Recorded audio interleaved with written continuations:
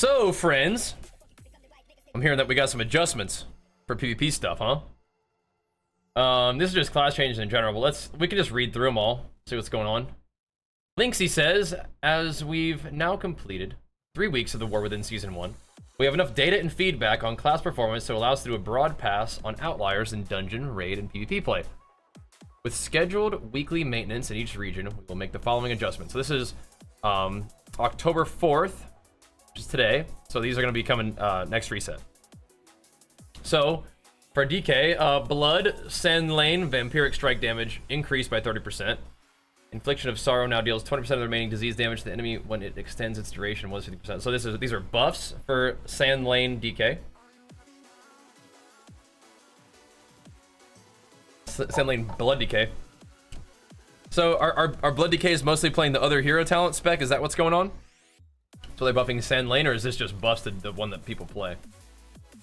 Interesting. Those are all buffs. Visceral Strength buffed.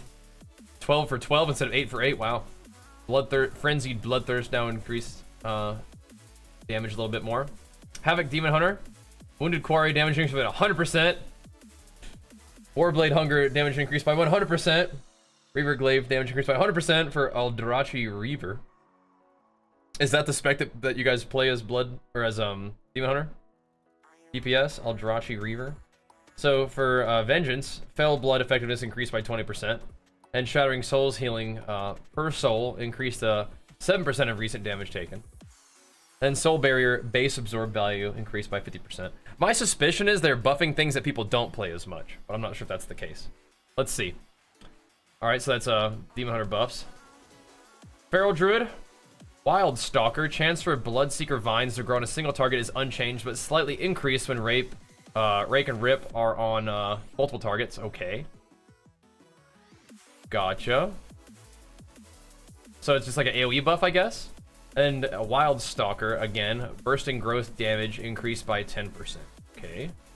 So is this what you guys play? And again, is Feral? Who knows? Then all healing is increased by 5%. Does not affect PvP. Oh, interesting. So they're not getting Resto Druid PvP buffs. At least not from that. Cenarian Ward healing increased by 40%. Okay, that's pretty big. So Augvoker. Blistering Scales is getting a little bit of a nerf. Devastation. Consume Flame damage increased by 25%. And Engulf damage reduced by 20% in PvP. Oh, okay. I don't know. Are people playing Flame Shaper? Again, I'm not sure. Then Prez, Engulf healing increased. And Consume Flame healing reduced. Wow, okay. Interesting. So Hunter, BM Hunter. Basilisk Collar damage bonus per damage over time effect reduced to 2%. Was 5 and 10, now it's 2 and 4. Okay, it's kind of a nerf. Number-wise, kill command damage increased by 18% though. That's big. And pet damage is buffed by 4%, so that's probably not a big deal, this Basilisk Collar thing. Survival's 2-set bonus now increases Wildfire damage bomb by even more. Wow. And their 4-piece now increases Raptor and Mongoose by 20% on targets affected by Wild Bomb, which is 10. So that's big buffs for their set bonus. Wow, mages are getting Frostfire Bolt damage increased by 15%. Frostfire Infusion damage increased by 50%. Sounds like a lot. And Frostfire Empowerment damage bonus was amped up to 60% from 50. And Frost Mastery now grants 2% mastery, was a 1% mastery. Okay, interesting. So Frostfire Bolt, that's kind of big. I know what that is. Everything else is like, I don't know what Frostfire Infusion is. So for Monk, hero talents, Master of Harmony, Stored Vitality causes an additional 40% healing and damage was 25. Okay, that's big. For Brewmaster, Coalescence now causes Aspect of Harmony to increase damage healing done by 20%. I don't even know what any of that stuff is. I'm just gonna look at it. Chi Wave, buffed by a ton. Overwhelming Force, buffed by a good amount. Balanced Stratagem was buffed. So I don't see a lot of Brewmaster tanks. I guess they're just trying to buff them up so that we see them more, I guess. Once again, sort of buffing up underperforming specs. That means that we'll get Fury buffs for sure, right? A Master of Harmony, Coalesce now causes Aspect of Harmony increase damage healing by 30%, okay. And it stores 30% of the healing was 20, okay. Celestial Conduit now scales its damage with Mastery combo strikes. Oh, interesting. Alright. Alright, so Holy Paladins are pretty good, right? All healing reduced by 5%, not in PvP though. Light Smith, Awakening, Now causes Blessing of the Forge to spawn a sacred weapon when extending the duration of Avenging Wrath. Cool, I guess. Hammer and Anvil's healing effect radius increased by 20 yards was 5. That's a big buff to range. Hammer and Anvil's healing increased by 150. That's a lot. Divine Guidance effect increased 50%. So I would imagine that these are like things, abilities, talents people didn't play before, right? Wow, prot. Okay, prot buffs. All ability damage increased by 6%. Word of Glory healing increased by 20%. Light of the Titans now heals over 10 seconds. Okay, that's a little bit of a nerf, I guess. Or maybe it's better because it heals faster.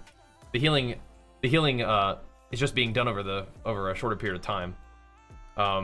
Faith in the Light duration. Yeah, so I feel like we don't really see that many prop pallies.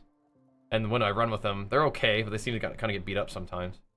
So this is cool. Sacred weapon damage and healing increased by 30%. Forge's Reckoning damage increased by 30%.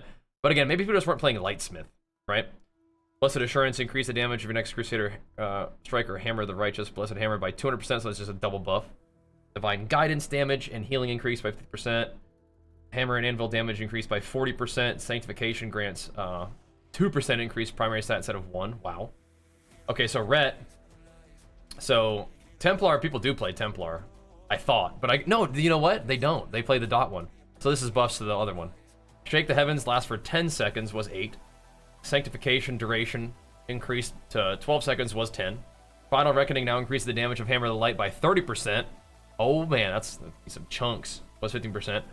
Hammer of the Light main target damage increased by 25%. But then it, wait, and it buffs the secondary target damage by a ton too. That thing hits hard.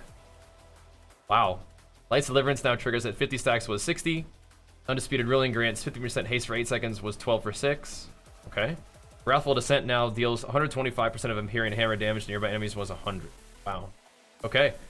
The Empyrean Hammer now benefits from Penitence and Burn to Ash. Okay, that's big Templar buffs. Why is Ret getting buffed? Because they didn't play the spec is why. Right? That's the main thing. Oh my gosh, they're buffing Shadow. Mind Blast damage increased by 10%. Shadow Word Death damage increased by 10%. Void Bolt 10. Shadowy, it's just everything 10. Shadowy Apparition, Entropic Rift.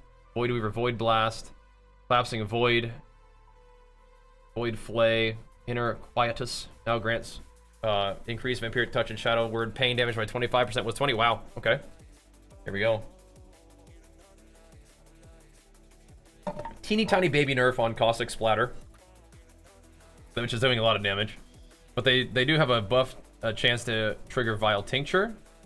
And Vile Tincture's poison damage buff now correctly affects in Venom, Kingsbane, an appropriate hero talent effect. So if it didn't do that before, that's crazy. That was just broken, huh? So that they nerfed this a little bit. Thrombotic Tincture now correctly applies upon gaining 5 stacks of Vile Tincture was 6. Wow. So we expect these changes to result in a net increase in overall damage, weighted heavily towards single target. Okay, that's cool. We have an Outlaw or an Assassination Rogue in our raid. It's gonna be pumping even more now. And whenever I play Bajheera, do that too. Outlaw, all damage increased by 4, dispatch damage increased by 6, precise cuts, bonus to blade flurry damage per missing target increased to 4 was 2. That's like a double. Interesting. So Ezra Shamans are good at Mythic Plus right now. Earth and Harmony now causes Earth Shield. I can see Warrior stuff. We're almost there. Now causes Earth Shield to reduce damage taken by 3% was 5. Okay, does not affect PvP. Acid Rain damage reduced by 20%. Interesting. So Demonology Warlock, Pact of the Arid Ruin Doom Guards deal 20% increased damage. Grimoire Felguard now increased the damage of the summoned Felguard by 60% was only 45. Felguard damage increased by 10%. And then Gloomhound's Gloom slash damage. Okay, so these are just Demonology Warlock buffs. Okay. Here we go, Warrior stuff. Interesting. Alright, let's see what we got. So Colossus, Arterial, so I think we had seen some of this stuff, right? Maybe not. Arterial Bleed causes Colossus Might, or Colossal Might, to increase the damage dealt by deep wounds, and Ren by 3% per stack was only 2. Cool, that's big. So No Stranger to Pain increases the total damage ignored by 20% was 15. So we saw some of these things on the PTR notes. Mountain Thane Lightning Strikes increased by 25%, that's big. Ground Current damage increased by 25%, cool. Thorim's Might causes lightning strikes to generate 3 rage was 5, so they nerfed that a little bit, but I don't think we use that anyway. And then here we go, so they're pushing through the Slayer nerfs already. Culling Cyclone, bonus to Blade Storm damage is cut in half. That's so crazy, man. They are out of their minds. Whatever. Opportunist now increase the damage and critical strike damage. Dude, it was 25% in the notes. It's even worse than what they thought. They brought it down by a lot. Okay, interesting. So our 2-set bonus is getting buffed a little bit. It's gonna buff Rampage by 15 instead of 10, and then our 4-set, when Raging Blood resets on cooldown, the damage of your next Bloodthirst increased by 20%, was only 10%. Okay, that's cool. So Crashing Thunder causes Thundercloud to generate 8 rage. It was 5. Strength of the Mountain increases Bloodthirst and Rampage damage by 30%, was 20%. I mean, that's kind of cool, getting Rampage damage. And Thorm's Might increases Raging Blow and Execute damage by 25%, was 15. Interesting. Very interesting. And Mountain Thane, Thunder Blast generates 8 rage. So we're going to do some Mountain Thane testing. That sounds like fun. I like Mountain Thane. That sounds like fun. I like Mountain Thane. We're doing some Mountain Thane testing. On reset. I'm not gonna probably mess with it right now. I like Mountain Thane, but we'll wait till reset. Yeah, Thane and Arms back on the menu. Yeah, maybe. Usually play Slayer Arms, but yeah, Colossus is fun and Mountain Thane's fun, so yeah, it's exactly. Nice to have something new. Yeah, something to test out, something to have fun with. Yep, that was one of the things that made BFA Corruption so fun. Every week you got to try something else. Alright, so Unholy DK, Death Coil, Virulent Plague, Frost Fever, and Blood Plague all nerfed by 15% in PvP. Demon Hunters are getting across the board 4% damage buff in PvP, and Immolation Aura damage increased by 13.6% PvP. That's quite a precise number. You don't usually see decimal points. Interesting. I wonder why it's 13.6. Huh.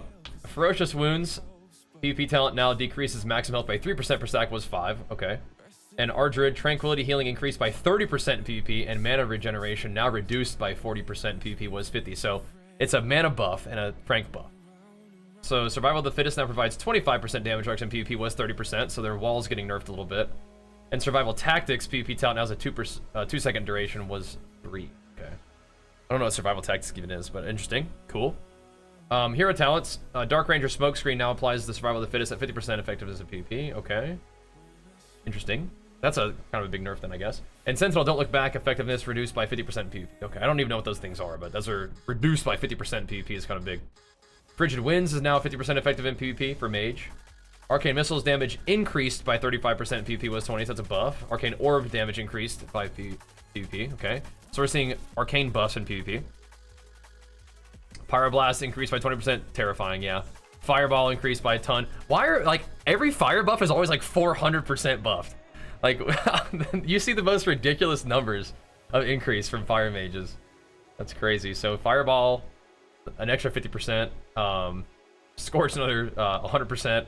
Ignite by 15%.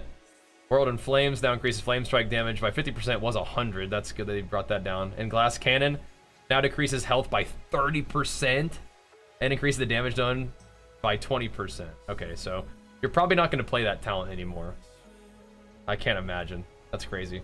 So Shaman Healing Stream, Totem, Healing increased. Elemental, Lightning Bolt, Chain Lightning, Tempest, all increased by 50%. Resto Shaman, Healing Wave, Healing Surge, buffed by 10% in PvP.